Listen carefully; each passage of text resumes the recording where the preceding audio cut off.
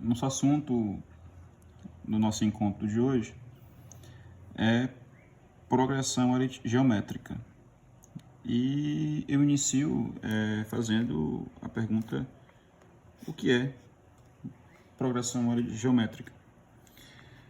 É uma sequência, nós estamos dando sequências já há um bom tempo, é uma sequência que vai seguir uma regra para a construção dela, mas o que de fato vai caracterizar uma progressão geométrica é uma razão multiplicativa. Como assim razão multiplicativa? Se a gente lembrar, para a gente poder formar uma PA, a gente tinha um termo, por exemplo, 1, e para encontrar o termo seguinte, no caso da PA, a gente ia somando alguns valores. Suponhamos que essa PA tivesse razão 3. A gente iria então somando a esse termo o valor 3 e achando o termo seguinte. 1 mais 3, 4, aí 4 mais 3, 7, 7 mais 3, 10. No caso da PG, esse razão multiplicativa vai ser justificado porque ao invés de a gente somar esse termo, esse valor, nós vamos multiplicar. Por exemplo, se eu tiver aqui o termo 1 e eu quero uma razão 2, então eu vou fazer 1 vezes 2, 2 vezes 2, 4 vezes 2 e assim por diante. A relação de posição é o mesmo da PA, a índice 1 para o primeiro termo, segundo termo, a índice 2, vou escrever aqui, a índice 1, a índice 2, a índice 3, assim por diante. As progressões geométricas, elas podem ser classificadas de 5 maneiras. Primeira, ela pode ser uma PG crescente, o nome já diz tudo. Na PG crescente, a razão, que agora é Q, vai ser maior do que zero. Se o A índice 1 também for maior que zero, então ela vai ser crescente. O outro caso é que se o A índice 1 for menor do que zero, a razão ela vai ter que ser maior que zero e menor que 1. Isso aqui é um estudo com relação por exemplo, aqui, essa PG anteriormente, ó, o A índice 1 era maior que zero, então eu virei para cá, e a razão era 2, então os números foram crescendo. Quando é que entra nesse caso aqui? Ó? Por exemplo, uma PG com A índice 1 seja menos 2, o A índice 1 é menor que zero. Se a razão for, por exemplo, nesse caso, a razão vai ser 1/2, que está variando entre 0 e 1. Aqui vai ser, então, menos 1, aqui menos 0,5 e assim vai. Esses valores são crescentes.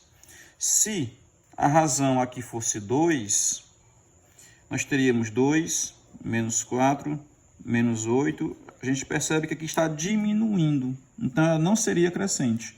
Essa aqui, essa segunda, ela seria decrescente. Já temos aí, no caso, uma relação do que vai regrar essa relação de decrescente, ou seja, se o índice 1 for menor que zero e a razão for maior que 1, então nós vamos ter uma PG decrescente. E se o índice 1 for maior que zero, é necessário que a razão esteja entre 0 e 1. Por exemplo, se eu tenho aqui o A índice 1 como sendo 32, eu vou então criar uma razão entre 0 e 1 para mostrar que ela é decrescente. A razão de 1/2 que usamos anteriormente. A razão 1/2 no caso 32. Então 32 vezes 1/2 dá 16, 16 vezes 1/2 dá 8 e assim por diante. Perceba que os termos estão diminuindo. As PGs também podem ser, além de crescente e decrescente, elas podem ser oscilante.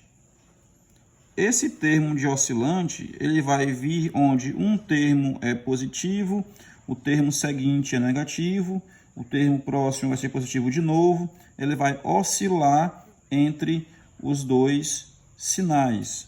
E isso vai acontecer, uma PG vai ser oscilante, geralmente quando a razão é negativa. Aliás, sempre que a razão for negativa.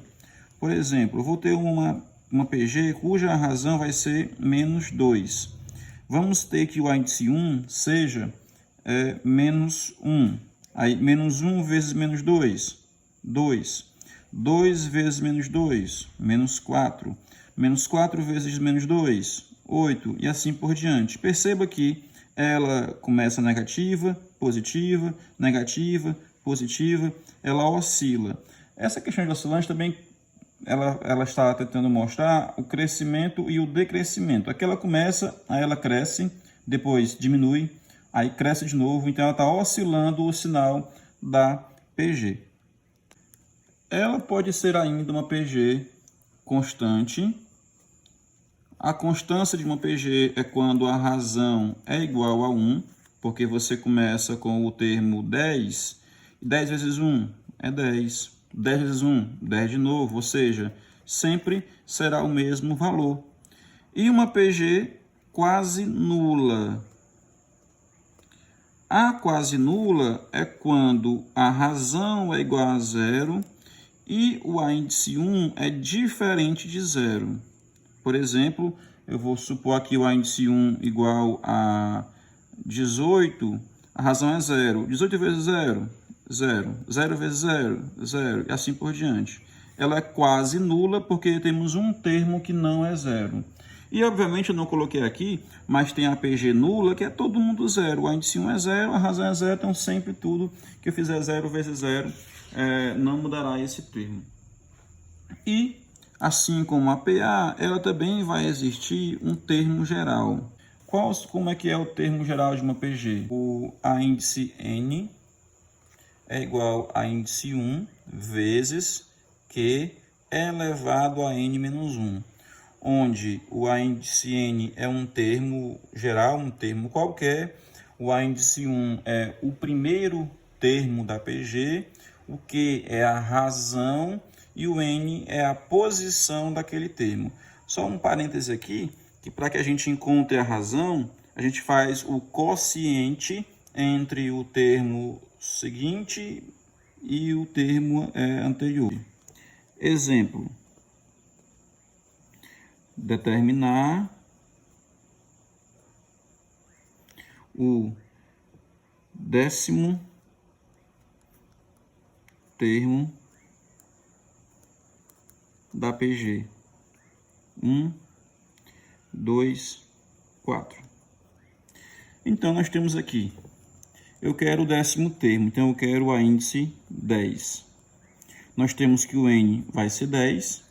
A razão, eu faço aqui, 4 dividido por 2, 2. O índice 1, vimos ali que é 1.